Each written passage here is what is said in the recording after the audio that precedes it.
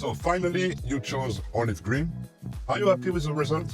אני מאוד מרוצה מהתוצאה, אני מאוד מרוצה מהצבע. זה הצבע שחשבתי עליו הרבה לפני שהגעתי, וכשהגעתי גם הדוקטור המליץ לי לעשות את הצבע הזה, ואני מאוד מאוד מרוצה. מאוד. So, how did you know me? Because I know you come from far away, from Israel. How did you know me and why did you come to me? מישראל, שמעתי עליך, הרבה אנשים בישראל שמעו עליך, יש הרבה אנשים שמאוד רוצים להגיע ולעשות, ויש הרבה גם שעשו. שמעתי שאתה מוצלח בשינוי צבע העיניים. אני מאוד מודה לך, אני מאושרת, אני מאוד שמחה.